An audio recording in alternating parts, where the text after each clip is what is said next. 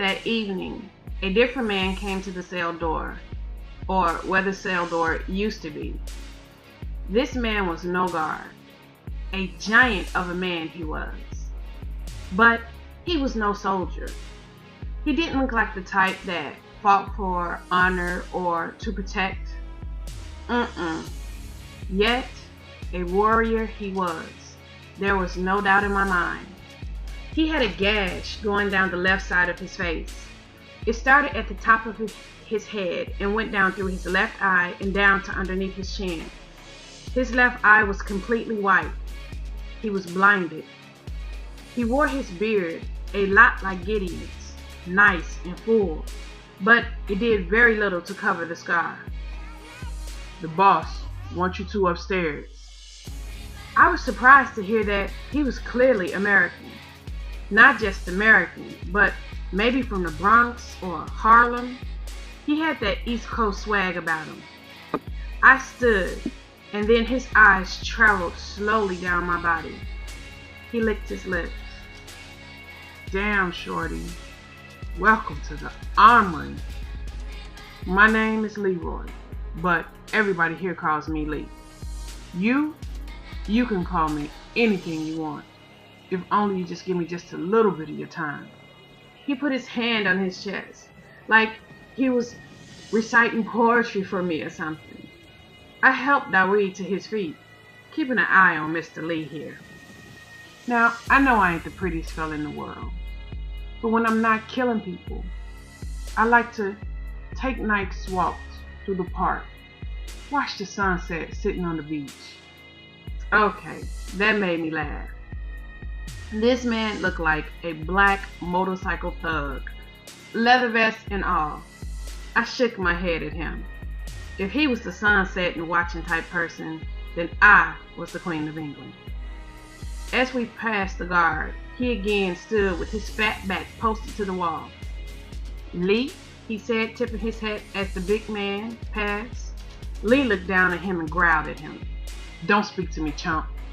Okay then, the guard said, looking straight ahead, not even looking at the man that clearly disliked him. We followed him up the stairs and through the door that came out the ground, across the mass yard. When he opened the door to the castle, the place was lively. It was packed, and apparently dinner time.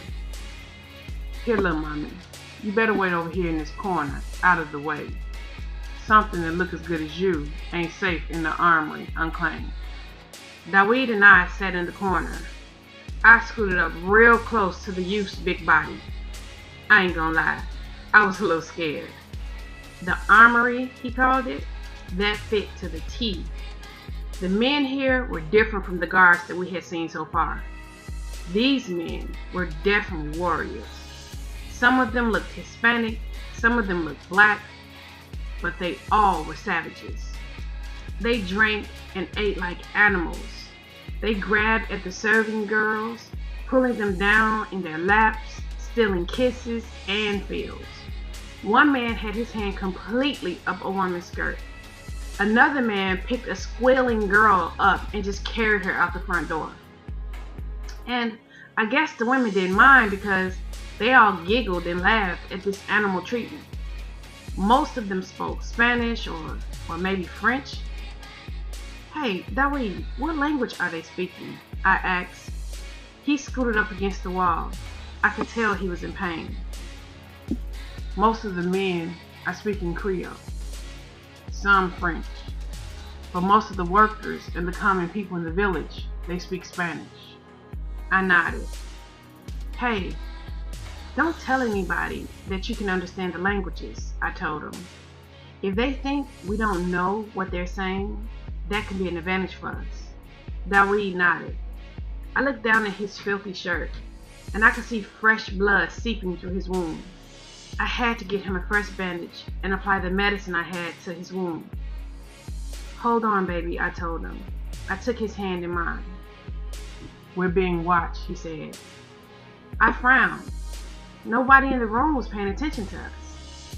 I turned to look around, and sure enough, a boy that was Dawid's age, maybe older, sat on the stairs watching us across the mass dining area. I frowned. What the world? The kid was young, and his body looked strong like Dawid's. He was very handsome in the face, but his hair that was cut low in a fade was pure white. So white that it was almost silver. Who is he? I asked. Dawid shrugged. I think he's Gideon's son. I heard them talking. Gideon was yelling at him for sleeping with a new maid. I looked at Dawid shocked. Oh, come on, Dodai.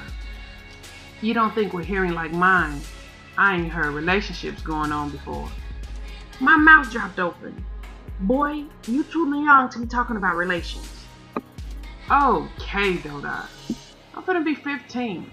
My dad was younger than me when he lost his virginity. Dawid, you watch your mouth. Don't you be talking about losing no virginity. Not on my watch. Nuria will kill me. Dawid chuckled, shaking his head, before his smile faded completely. What? I asked. Gideon. He nodded towards the stairs. And sure enough, the big man came down them. That big black wolf right next to him. Reminded me so much of Lion and King. He was talking on his cell phone. However, he stopped and said something to the youth that was sitting there with the white hair, who angrily got to his feet. Gideon hung up his phone, telling the boy something in very angry tones. What is he saying? I whispered. He's telling him to get off the steps pouting because it ain't gonna make a difference. He still can't have his guns back. That drew my eyes to Gideon's golden guns tucked nicely underneath his muscled arms. The kid stood up saying something, waving his hands around. That's not fair, Dawid continued, repeating after them. You never go nowhere without your guns. Oh my goodness. This little family was clearly dysfunctional. Right then, the mistress Elena walked up to them. She circled her arms around Gideon's neck, drawing him down to kiss her lips. He looked irritated with the action. The kid said something else angry. What is he saying now? I asked. Now, I know I sounded extremely nosy, but it was always wise for one to know thy enemy. Dawid chuckled. He said, why do you listen to this bee over me? He called her a bee? I asked appalled. This kid needed some manners drilled into him. Dawid nodded. The mistress put her hand on her hip, saying something to Gideon. Before I could ask Dawid what they were saying now, he spoke. Why do you let him talk to me like that? Gideon said something and turned to walk off. I ain't trying to hear this S right now, Dawid continued. She grabbed Gideon's arm. He get it from you, you know. He watches his daddy sleep with every pretty thing that catches his eye, and he do it too. You need to send him back to New York. Gideon snatched his arm from her. Man, gone. I ain't sending my son nowhere, so you can stop with that S. She grabbed his arm. Gone? Gone? Is that all you can say to me? You act like I don't mean S to you. You don't. He turned and walked away again. Gideon, she grabbed his arm. That's it. I'm good enough to take care of your house and your kid when you're not here, but not good enough for your love? The little boy waved his hands in the air. You don't take care of me, Trick. Gideon turned to look down at her. Damn, shorty. There you go with that love S. I told you, I ain't on that. Well then, why not just leave? She was really in a funk now. He nodded his head toward the door. You know what a door is. He turned and walked away again. Dad, the boy yelled after him. Gideon, the mistress said, wrapping her arms back around his neck. Stop playing. We're gonna get married, right? Gideon removed her arms from around his neck. Hell no. And then turned to walk toward the dining area where his men awaited him. Dad, can I get my guns back? The boy yelled after him. No, Gideon said over his shoulder. The kid sat back on the stairs, steaming mad. The mistress stormed off in the other way. Good gracious, I put my hand on my chest. Why do he talk to her like that? If that's supposed to be his woman? I asked Dawid. He shook his head. He talks to everybody like that. I be listening. He's so cold. It's like he don't love nobody, not even his son. Doda, you gotta stay away from him. I heard him asking about you. He wanted to know who it was that made the call not to feed you. A few minutes later, I heard a gunshot. That guard that made that call is dead. I slowly sat back and looked at Gideon. Oh my goodness, he's a heathen. He walked to his table and shoved the man that sat on it, sending the poor fellow flying across the room. Now this man by no means was small. His other men erupted in laughter. The guy got to his feet, rubbing his head. He said something in Griot. I turned to Dawid to ask, but with a smile on his face, he was already speaking. Damn, Gideon, what you do that for? He asked. Gideon responded to him, speaking fluent Griot. I told you not to sit your A while I eat my damn food, you nasty effer. Then he took a seat. He was king here, king of the savages. With hands that shook badly, a servant girl put a plate in front of him. He looked down at it, but then looked back up at her, frowning. He spoke to her in fluent Spanish. What the F is this? Dawid said low in my ear, repeating his words for me in English. I appreciate the fact that he said the letter instead of saying the full cursing word. Gideon had a potty mouth, to say the least. The girl trembled so bad, I thought she was going to fall over. She was terrified of him. It's fish, master. What kind of fish? He asked her quietly. There were tears coming in her beautiful eyes. Catfish, sir. Do I eat catfish? He asked between clenched teeth. He picked up the plate and threw it, sending it crashing against the opposite wall. The girl ran away screaming. My mouth fell open. What a bully! I was gonna stand and tell him about himself, but Dawid grabbed my arm, shaking his head. No, Doda. Don't get it twisted. Don't mistake them. He ain't lying. My pops, he got control. This dude has none. I looked at Dawid. For a kid, he has so much wisdom. He was right, of course. I don't know what the world I was thinking. When I turned back to look at Gideon, my breath caught in my throat because he was leaning back in his chair, looking relaxed, but he was looking directly at me. His eyes fell to where Dawid held my arm, and a frown so fierce came upon his face that Dawid's grip tightened. Suddenly, Gideon stood, walking straight for us. His men that talked through his temper tantrum over his dinner, as if they was used to that repulsive behavior from him, was now silent, watching as he approached us, pulling out his gun without slowing his stride. He didn't stop until he stood directly in front of us, his gun pointed at Dawid's head. The gold kissed his skin. Dawid took in a deep breath, but he didn't look away from Gideon. He stared him directly in the eyes. No, I yelled, coming to my knees. Gently, very gently, I put my hand on Gideon's, the one that held the gun. Please, Gideon, I cried, tears filling my eyes. If Gideon heard me, I couldn't tell. He scowled down at Dawid as if he hated the very sight of him. Gideon, I rubbed his arm. His muscle was like rock underneath my palm. Your life for his, he said so low that I almost didn't hear him. I nodded without hesitation. Yes, I cried, squeezing my eyes shut. As I waited for that cold metal to touch my head, I began to pray out loud. Please, Yah, find your servant worthy. Please forgive me of the sins, those that I am aware of and those that I am not. Please forgive me for being a spoiled brat all my life. I know it was something I really should have grown out of by now. Please take care of my dad and help Dawid to get away from this maniac. I drew my shoulders up, preparing myself the best I could to feel a bullet smashing through my brains. SaafiYah, please help me. I had completely balled up now. My hands were up over my head. My shoulders were drawn up and my eyes were squeezed shut. After about 10 seconds passed and nothing happened, I opened one eye, and then both of them. Gideon stood over me, his eyes raking over my body, my face, my hair, my bare shoulder. I reached up, pulling the dress up.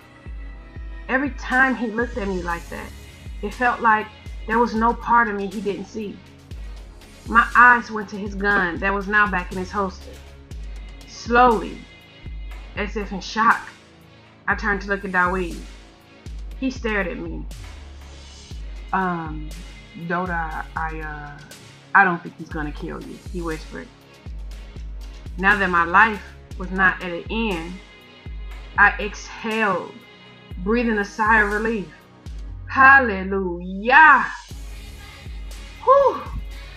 Goodness, you guys don't know how relieved that was. Boy! Then I frowned, noticing some activity in back of Gideon. The whole dining room was laughing at me. Even the white-haired boy that sat on the steps. I looked at them. Well, I said, sitting back down next to Dawid, folding my arms across my chest. I'm glad everybody thinks it's funny to pray to one's creator when their life is about to end. This made them all laugh harder. Gideon, although not laughing, was no longer frowning. I looked at all them heathens and gave them a dirty look before I turned to look back at Dawid. I don't know what's so funny. It's perfectly natural.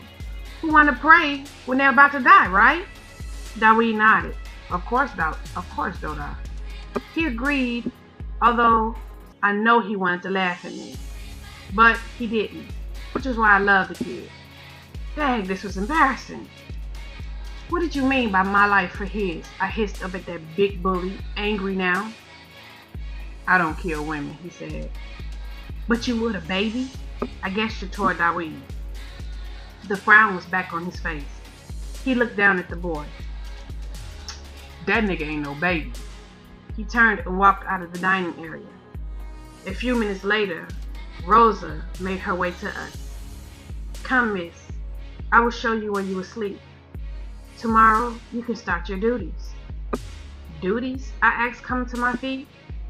She nodded, while we both helped Dawid up. You two are now slaves here at the armory, like me. My mouth dropped. Slavery is illegal, I whispered. She nodded again. Maybe in America, but not here. And where's here? I asked, following her out of the dining hall. You're on the border, between Haiti and the Dominican Republic. Not claimed by either side. Here, there is only one law, Gideon's. Rosa showed us to a small room in the servants' hall. This is going to be your room, she told Dawid. I breathed a sigh of relief. Although it was a poor excuse for a room, it was a whole lot better than the dungeon. There was even a small bathroom connected to it. You are lucky, she told him as she put a set of sheets and a thin blanket on the bed. Anita got married and moved in with her husband just yesterday, opening this room up. It is one of the few servants' rooms with its own bathroom. She turned on the bathroom light. I was thrilled to see that, although the bathroom was the size of a matchbox, it had a bath and a shower. I smiled at her. This is perfect for us. Thank you. She shook her head. No, miss. SaafiYah, I told her. I had had enough of that miss stuff already. She nodded. SaafiYah, this is not your room. The master says you are to report to his room. Shut the front door. I looked at Rosa like she had grown a tree out of her head. I don't think so. But the master said, Rosa, sweetheart. I don't care what the master said. I'm not staying in his room. She crossed herself. That made me and Dawid chuckle. SaafiYah, you must do as he says. His temper is quite fierce. She crossed herself again, and we laughed again. I don't see what is so funny. That man is El Diablo, and you risking his wrath. I hugged her close. She was really getting herself worked up. Rosa, don't worry so much.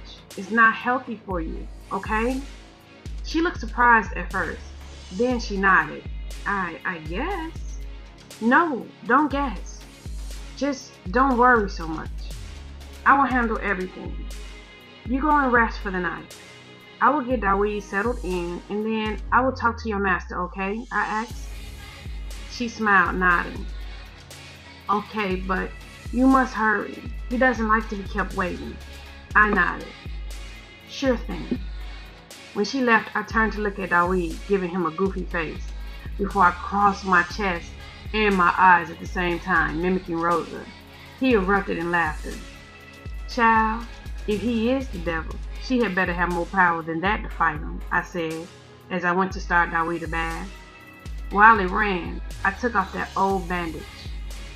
Thank you, Dawid said, grabbing my hand. For what, honey? He smiled, looking down at the floor, embarrassed. For being willing to take a bullet for me. Oh, man.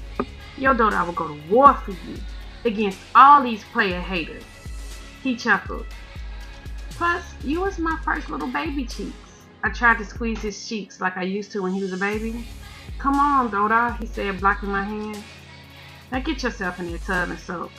You got a year's worth of dirt to get off of you. I'm going to see if I can find a bandage for you and maybe a phone so I can call your father. Dawid stopped smiling. He shook his head. You can't do that. He was looking real serious now. He wore that look that made him appear much older than he was. Dawid is a very good warrior. It was no secret that Lion had started taking him out on some of their missions, against Nuriya's will, of course. He had defeated almost every one of his father's men, all except Lion himself. So when that kid wore that look on his face, it was wise to listen to him. Why not, I asked. I have never worried that my dad would get hurt. But that was when I thought he was the only man that existed with strength like that. Gideon is like my dad, which means if they go to war, it ain't no guarantee that my pops will win. What if the fact that Gideon is a complete savage gives him the upper hand? My pops knows he a brute, so he would hesitate before hurting another brute. Gideon don't know he a brute. He's got a cold heart. I'm afraid that alone would give him an upper hand over my dad. I stroked his brown locks. He had hair like his father, but it was the color of his mother's. Listen, man, there ain't a man in the world who can beat your dad. But I think you're right. Maybe it is not wise to let Lion know where we are. Because when he comes, he gonna be mad as heck. And when the two of them clash, they might just move the earth. I chuckled, thinking of Dawid's words. He was so right, which meant I couldn't even call my father, because Lion will be the first person my dad goes to. I exhaled. My poor dad. I know he was worried. After my mom passed, he had gotten real protective of me. He didn't even want me going to visit Nuria and Stormy alone. If we're going to get out of here, we're going to have to do it on our own, I told Dawid. He nodded. I'm already on it, Doda. From what I know so far, we are surrounded by a village that's surrounded by a big wall. There are 4 ways in. Each way is heavily guarded, but not by the guards I beat up. No, by Gideon's warriors. And they are well trained, like my father and the other ox back at the gym. It's about 30 of them as far as I can tell, and they are tough and extremely loyal to Gideon. However, the people are not. They hate him. Why? I asked. As far as I know, it's because when he was a kid, he burned down the village church while the priest was inside. My mouth dropped open. Ever since then, they have referred to him as El Diablo. After he burned down the church, his grandfather, who is the old master here, shipped him and his little brother to New York, to the Bronx, to live with their father, who I believe is a Haitian. 10 years later, he got shipped back here. His little brother stayed in America, of course. They were his mother's only children by his father. She had 2 more sons by a man that was approved of by her family. Her father was the old master here, and Gideon was the least liked out of all his grandchildren because of his dark skin. The village people made fun of him when he was younger because they say he descended from slaves. Anyway, he grew angry, and although he was the least liked of his grandfather's descendants, he was the strongest. And when his grandfather died, he took reign here by force, because who was there to challenge him? The people think he did it only to make them suffer. He charges them triple the rent his grandfather did. Growing up, he ran with the have-nots, other descendants of slaves. So they stuck together through everything, and now they're that small army upstairs. Hired mercenaries for whoever can afford them. He stopped talking as if to say that's all the information he had for now. I stared at him slack-jawed. Dawid, how in the world did you find all that out? He tapped his ear. I listened. Then he got up to go into the bathroom. Although the people here hate him, they are all too afraid to betray him. So, if we're going to find a way out of here, we're going to have to do it on our own. I sat back on my knees staring at this kid. Y'all, I hate to say this because I am the adult here, you know? But I felt like I was in good hands with this kid. He was so much smarter than me when it came down to war games. Heck, I'm kind of glad he's here. Of course I feel horrible about that because his mother and dad are probably freaking out right now. But if there was a way out of here, Dawid was going to figure it out. There was no doubt in my mind. He is his father's son after all.